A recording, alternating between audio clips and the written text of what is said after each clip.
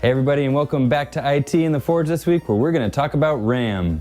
Let's first go ahead and make the distinction between RAM and persistent memory. Persistent memory is another name for storage, or those really big hard drives where we can store tons and tons of information on. A method of persistent storage over the past few decades has been hard disk drives. Now we'll get more into the technical side of hard disk drives later, but for now just know that generally persistent memory or storage has the capability of storing lots of data, however the retrieval speed is much slower. What we're talking about this week is RAM, which is an acronym for Random Access Memory.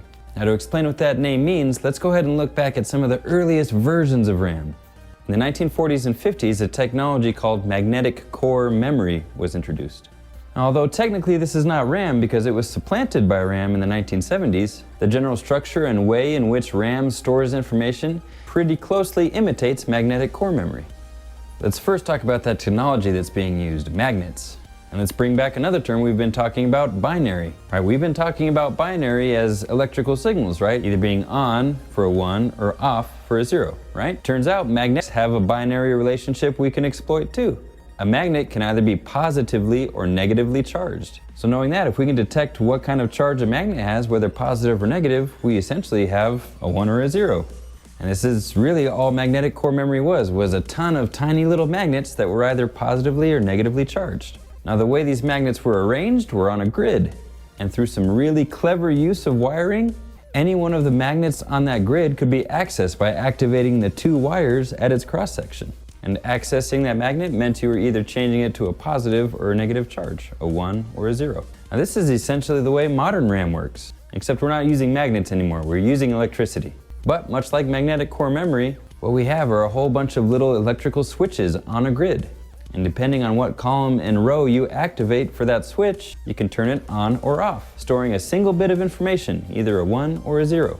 And that's really the reason why we call it random access memory, because any of those bits could be accessed at any time in any order, which is not the way it works on a hard disk drive, but we'll talk more about that later. At any rate, this ability to access any bit wherever we need to at any time, it makes RAM a lot faster than persistent memory. And because of this, RAM is really what interacts with the CPU when running programs. When you double-click an icon on your computer to open an application, what happens is the CPU sends some instructions to load a program from persistent memory or storage into RAM. So now the CPU has a much closer and faster working relationship with that program because it's loaded and running inside of the RAM. And any changes you make to that program or documents with that program, once you save, get saved back in persistent storage. The speed of the RAM is completely based on the speed of the motherboard. If the CPU is the brain of the computer, then the system crystal is no doubt the heartbeat. What it is a tiny slice of crystal that oscillates back and forth really rapidly when stimulated by electricity. Usually when we refer to this speed, we're talking about the clock speed. So every time it oscillates would be 1 click of the clock. Now RAM technology went through a number of iterations, but the most modern forms really start with the advent of synchronous dynamic RAM. Now synchronous just means that it's actually synchronized or matched up with the beat of that system crystal. So really what's going on is that every time that motherboard clock ticks, we can count on that RAM to do something too. It's synchronized. The next big leap forward was double data rate RAM, or DDR. As a rudimentary example, we could say that in SDRAM, for every click of the clock, we only got a single bit of information. With DDR, for every click of the clock, we got back 2 bits of information. Now this really did a lot to speed things up and really improve the technology. The next big advancement came when DDR2 came up on the scene. Now DDR2 is actually 4 times faster than that clock speed. Using a neat little trick called a prefetch, it actually doubled the speed of DDR. So it was twice as fast as DDR and 4 times as fast as that original heartbeat on the motherboard. Technology improved with DDR2, then DDR3, until the present day where the fastest RAM available right now is DDR4 RAM. Some important things to note about RAM. Your motherboard will only accept a certain type and speed of RAM. Any user's manual that comes with the motherboard will tell you exactly what speeds are acceptable. Furthermore, you'll notice that across all these technologies, DDR, DDR2, 3, and 4, the combination of the pin count, or the little golden slots that you see at the bottom of the stick, and where the notch is for the RAM slot on the motherboard, it's different for each one. So you really physically can't put the wrong type of RAM into a motherboard. In other words, you couldn't put a DDR2 stick into a motherboard that only accepts DDR3, or vice versa. But remember, even if you have the right type, you need to check the speed and make sure that that speed is acceptable to your motherboard as well. These ratings are often labeled as PC ratings. PC stands for pipeline clock. And again, it's just how fast RAM is able to transfer transfer data in sync with that system clock. Now, the last thing we're going to go over this week is some more computer science-y stuff on how memory actually works. And to understand the basics of memory, we have to understand something called Boolean logic. Named after the mathematician who came up with it, Boolean algebra is a discipline of mathematics that deals with truth and proving that truth through a series of logical equations. What sets it apart is that it doesn't really include any numbers. Math without numbers. In fact, there are only 2 values you ever have to worry about. Back to that binary thing again. The only 2 values or variables that exist in Boolean algebra are true and false. 1, 0, on, off, positive, negative, true, false. And what's more, there's only 3 primary operations in Boolean algebra. Now, just to refresh, our operations in the rest of math, right, would be addition, subtraction, multiplication, division, things like that. The only 3 you have to worry about in Boolean algebra are not, and, or. By combining these variables, either true or false, and these operators, not, and, or, we're able to produce what are called logic gates. Now, logic gates are the basic building blocks of any digital system. What it is an electronic circuit that accepts 2 inputs and produces 1 output. In other words, you put 2 things into this logic gate and get 1 thing out. Always remember that the relationship between the input and the output is based on logic. Let's look at some of the basic gates real quick. First, we can say we have simple input or throughput, and that's represented by this symbol here. We can say that A represents the input or what's coming into this gate, and B represents the output or what's coming out of this gate. Now, this gate does nothing. If you go in true, you come out true.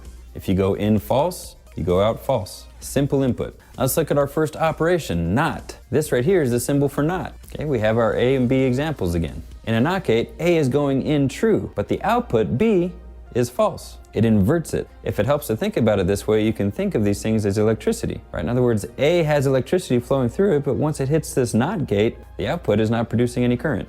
So a not gate, if it goes in true, it comes out false. If it goes in false, it comes out true.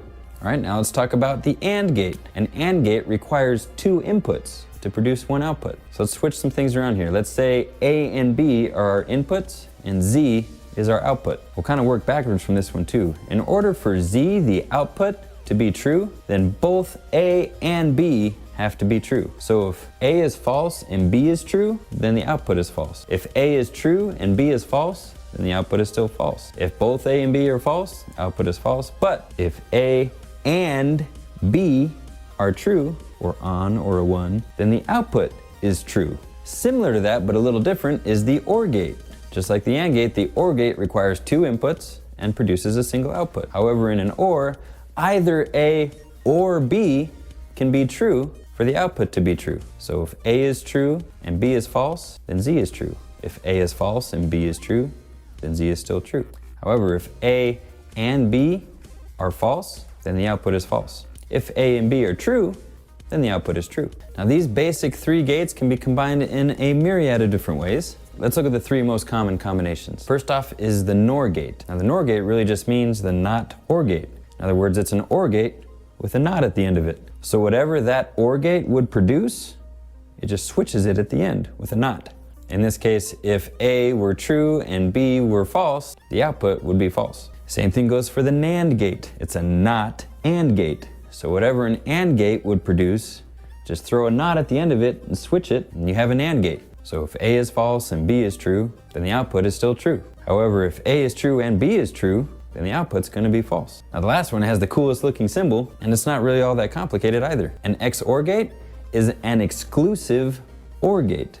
In other words, it's only going to produce a true if one or the other one is true. Remember when we were talking about the regular OR gate? If both are true, then it produces a true. This is not so on an XOR gate. If both are true, A and B are true, then the output is going to be false. Only if one or the other one is true will it produce a true. So through a combination of all these gates, you can put together these logical circuits which are capable of storing bits of information. At the end of any possible Boolean circuit is a true or a false, otherwise known as an on or an off, a 1 or a 0. Hopefully you're starting to see this relationship.